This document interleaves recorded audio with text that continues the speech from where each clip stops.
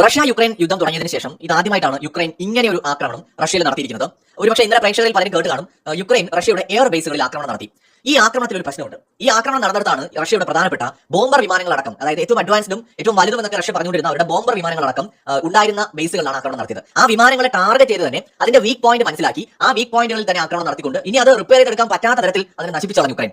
ഇതൊക്കെ ലോകം എങ്ങനെ അറിയുമെന്ന് ചോദിച്ചാൽ അതിന്റെ വിഷ്വൽസ് യുക്രൈൻ തന്നെ പുറത്തുവിട്ടിട്ടുണ്ട്. കാരണം ഈ ഡ്രോണുകൾ തന്നെ ഷൂട്ട് ചെയ്യുന്ന വിഷ്വൽസ് ഉപയോഗിച്ചിട്ടാണ് നമ്മൾ മനസ്സിലാക്കുന്നത്.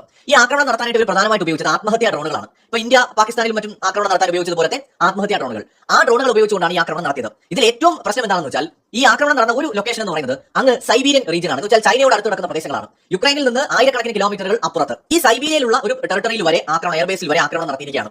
ഇത് ഷോക്കിംഗ് എന്ന് പറഞ്ഞാൽ പോരാ, അതുക്കും മേലെ ഒരു വലിയ ആക്രമണമാണ് നടന്നിരിക്കുന്നത്. കാരണം യുക്രൈനിൽ നിന്ന് ഒരു ഡ്രോൺ പറന്നുയർന്ന് ഇത് റഷ്യൻ അതിർത്തിയിലൂടെ സഞ്ചരിച്ച് ഇത്രയും കിലോമീറ്ററുകൾ താണ്ടി സൈബീരിയയിലുള്ള ഒരു എയർബേസ് ആക്രമിച്ചു എന്ന് പറഞ്ഞു കഴിഞ്ഞാൽ അത് പോസിബിളേ അല്ല. റഷ്യയുടെ എല്ലാ എയർ ഡിഫൻസ് സിസ്റ്റത്തിനെയും മറികടന്നുകൊണ്ട് എങ്ങനെയാണ് സാധിക്കുക? മാത്രമല്ല ഇത്രയും ദൂരം സഞ്ചരിക്കാൻ പറ്റിയ ഡ്രോണുകൾ യുക്രൈന്റെ കയ്യിലുണ്ടോ?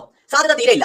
ഈ ഈസ്റ്റേൺ സൈബീരിയയിൽ വരുന്ന എയർബേസിൽ ഒരു ബലായ എന്ന് പറയുന്ന എയർബേസ് ഉണ്ട്. ഈ എയർബേസിൽ വരെ ആക്രമണം നടത്തിയിരിക്കുകയാണ്. ഏതാണ്ട് 2500 മൈൽ അകലെയാണ് ഉക്രൈൻ അതിർത്തിയിൽ നിന്ന് ഈ ഒരു ലൊക്കേഷൻ എന്ന് പറയുന്നത്. അപ്പോൾ ഇവിടേക്ക് എങ്ങനെ ഒരു ആക്രമണം നടത്തി എന്ന ചോദ്യമാണ് ആദ്യം എല്ലായിടത്തും വരുന്നത്. അതിന്റെ ഉത്തരവും കിട്ടിയിട്ടുണ്ട്. അതിന് മുമ്പ് ഇവിടെ എന്താണ് ഉണ്ടായിരുന്നത് ചോദിച്ചാൽ റഷ്യയുടെ സ്ട്രാറ്റജിക് ബോംബേഴ്സ് ആയിട്ടുള്ള Tu-95MS, Tu-22M3 എന്നിങ്ങനെയുള്ള ബോംബറുകൾ ഏതാണ്ട് ഇത് മാത്രം ഒരു 5 എണ്ണം വരും. ഒരു ട്രാൻസ്പോർട്ട് എയർക്രാഫ്റ്റും ഇവിടെ തകർന്നിട്ടുണ്ട്. മൊത്തത്തിൽ 40ഓളം എയർക്രാഫ്റ്റുകൾ വരെ റഷ്യക്ക് നഷ്ടപ്പെട്ടു എന്നാണ് ചില റിപ്പോർട്ടുകൾ പറയുന്നത്. ഹെവി ആയിട്ടുള്ള ആക്രമണം. ഇതോടൊപ്പം തന്നെ ഏറ്റവും പ്രധാനമായിട്ട് നമ്മൾ ശ്രദ്ധിക്കേണ്ട മറ്റൊരു കാര്യം, റഷ്യയുടെ Tu-160S എന്ന് പറയുന്നത് വളരെ പോപ്പുലർ ആയിട്ടുള്ള ബോംബർ വിമാനമാണ്. അഡ്വാൻസ്ഡ് ആയിട്ടുള്ള ഒരു ബോംബർ വിമാനമാണ്. ഇന്ത്യക്ക് ഇത് ഒരു സമയത്ത് റഷ്യ ഓഫർ ചെയ്തതാണ്. ഈ ബോംബർ വിമാനം ലോകത്ത് നിലവിൽ പ്രധാനമായി 2 രാജ്യങ്ങൾക്കാണുള്ളത്, അമേരിക്കയ്ക്കും റഷ്യയ്ക്കും.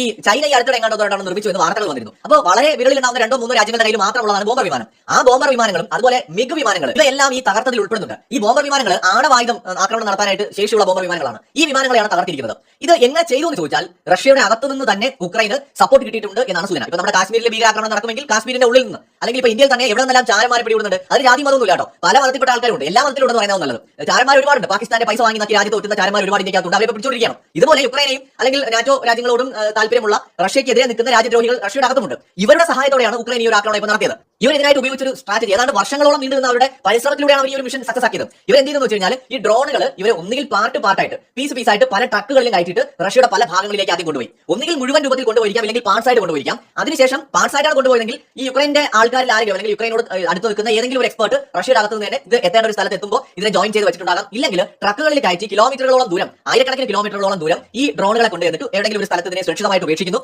ഇത് കൊണ്ടുപോയ ആൾക്കാർ അവിടെ നിന്ന് തടയുകയാണ്. ഈ ട്രക്കുകളിൽ നിന്നാണ് ഡ്രോണുകൾ പറന്നുയർന്നിരിക്കുന്നത്. ഈ ട്രക്കുകൾ, അതായത് ഈ എയർബേസുകളുടെ സമീപത്ത് എവിടെയാണോ ആക്രമണം നടത്തേണ്ടത് അവിടേക്ക് ട്രക്കുകൾ എത്തിച്ചിട്ട് അവിടെ നിന്ന് ഇവർ കൊണ്ടുപോയ ആൾ അവിടെ നിന്ന് മുങ്ങുകയാണ്.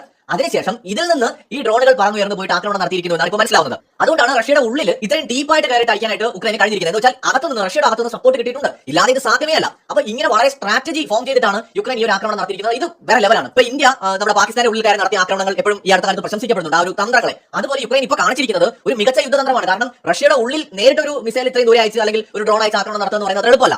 എന്നാൽ എയർബേസിന്റെ അടുത്തേക്ക് ട്രക്കുകളിൽ ഡ്രോണുകൾ എത്തിക്കുക, അവിടെ നിന്ന് ഒട്ടും പ്രതീക്ഷിക്കാത്ത സമയത്ത് ഇത് ഉപയോഗിച്ച് ആക്രമണം നടത്തുക, റഷ്യയുടെ സകല വ്യോമ പ്രതിരോധ സംവിധാനങ്ങളെ തകർക്കുക, എന്നിട്ട് അതിന്റെ ദൃശ്യങ്ങൾ, അവരുടെ ബോംബർ വിമാനങ്ങൾ തകർക്കുന്ന ദൃശ്യങ്ങൾ പകർത്തി ലോകത്തിന്റെ മുമ്പിലേക്ക് അത് എത്തിച്ചിരിക്കുകയാണ്. വലിയ നാണക്കേട് റഷ്യക്ക് ഉണ്ടാക്കിയിരിക്കുകയാണ്, വലിയ നാണക്കേട്. കാരണം അവരുടെ എയർ ഡിഫൻസ് സിസ്റ്റംസിനൊന്നും ചെയ്യാൻ പറ്റില്ല, അവരുടെ അതിർത്തി സംരക്ഷണ സേനകൾക്കൊന്നും ചെയ്യാൻ പറ്റില്ല. അവരുടെ രാജ്യത്തിന്റെ ഉള്ളിൽ ഇത്രയും കിലോമീറ്ററുകൾ കടന്നാണ് ഈ ഒരു ആക്രമണം നടന്നിരിക്കുന്നത്. ഈ ആക്രമണം നടന്നു എന്നുകൊണ്ട് റഷ്യ ദുർബലമാണെന്ന് അർത്ഥമൊന്നുമില്ല. പക്ഷേ വലിയ നഷ്ടം, $2-3 ബില്യൺ നഷ്ടമാണ്. എന്ന് വെച്ചാൽ ഓരോ വിമാനത്തിനും മില്യൺസ് ഡോളറാണ് ചെലവ് വരുന്നത്. ഈ ഇത്രയും വിമാനങ്ങൾ നഷ്ടപ്പെടുന്നു പറഞ്ഞു കഴിഞ്ഞാൽ $2-3-4 ബില്യൺ റഷ്യക്ക് നഷ്ടമായിരിക്കുന്നത് എന്നുകൂടി അതിന് അർത്ഥമുണ്ട്. വലിയൊരു തിരിച്ചടി ഈ യുദ്ധത്തിൽ റഷ്യക്ക് ഇപ്പോൾ സംഭവിച്ചിരിക്കുകയാണ്. മറ്റൊരു വീഡിയോയുമായി വീണ്ടും വരാം.